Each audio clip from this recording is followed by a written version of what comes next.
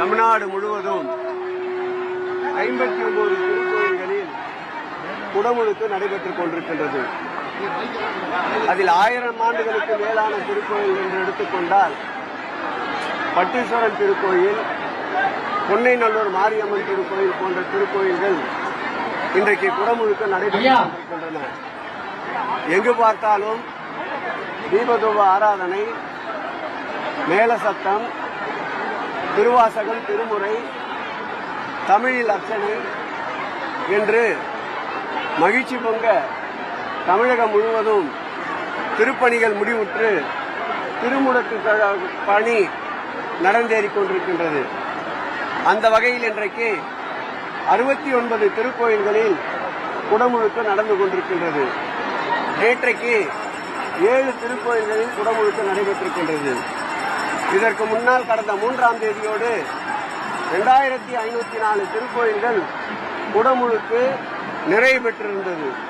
இன்றோடு சேர்த்து 2590 திருக்கோயில்களில் குடமுழுக்கு நடந்து முடிந்திருக்கின்றது.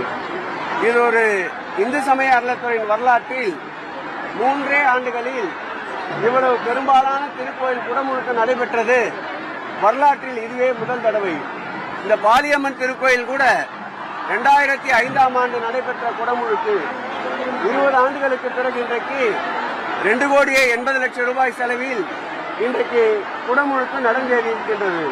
பக்தர்கள் எங்கும் மகிழ்ச்சியோடு, இறையன்பர்கள் அனைவரும் இந்த ஆட்சி நீடிக்க வேண்டும் என்ற மகிழ்ச்சியோடு வாழ்த்துவது இதுபோன்ற திருப்பணிகளுக்கு மேலும் மேலும் எங்களை உற்சாகமும் ஊக்கமும் படுத்துகின்றது என்பதை மகிழ்ச்சியோடு தெரிவித்துக் கொள்கிறோம். ஒரு மதுரை பாலகண்டாயபாடி கோயில்ல இந்த அர்ச்சகருடைய சட்ட விளக்கூடிய காசுகளை அர்ச்சகர் எடுக்கக்கூடாதுன்னு ஒரு சர்க்குலர் ஆரம்பி சொல்லியிருக்காங்க. 7ஆம் தேதி அதை மறுபடியும் வாபஸ் வாங்கியிருக்காங்க. என்ன நடந்துச்சு? அந்த திருக்கோயில் முறையை பொறுத்தளவில் ஏற்கனவே அங்கு பணியில் இருந்த அர்ச்சகர்கள் பணி வரன்முறை தரவில்லை. நம்முடைய ஏற்கனவே இருந்த ஆணையாளர் குமரகுருவன் அவர்கள் அந்த அர்ச்சகர்கள் மீதும் அந்த திருக்கோயிலில் வருகின்ற பக்தர்களுக்கும் இடையே ஏற்பட்ட சிறு சிறு பிரச்சனைகள் காரணமாக அந்த அர்ச்சகர்களுக்கு பணி வரன்முறை ஏற்படுத்தி தரப்பட்டது. அந்த வகையில் அர்ச்சகர்களாக ஒன்று கூடி இனி வருகின்ற பக்தர்களிடம் வருகின்ற அந்த காணிக்கையை உண்டியலில் செலுத்துவதென்று ஒரு சூழல் நிலை இருக்கின்றது. அதில் ஏற்பட்ட சிறு பிரச்சனையின் காரணமாக அந்த ஈஓ சர்க்காருடைய அனுமதி பெறாமல் 7ஆம் தேதி ஒரு சுற்றறிக்கை அனுப்பியிருக்கின்றார். அந்த சுற்றறிக்கை தேவையில்லாதது. நேற்று துறையினுடைய கவனத்திற்கு வந்தவுடன் ஆணையாளர் அவர்கள் அந்த சுற்றறிக்கையை திரும்ப பெற சொல்லியிருக்கின்றார். அந்த சுற்றறிக்கை திரும்ப பெறப்பட்டுவிட்டது. பிரச்சனையும் முடிவுக்கு வந்துவிட்டது.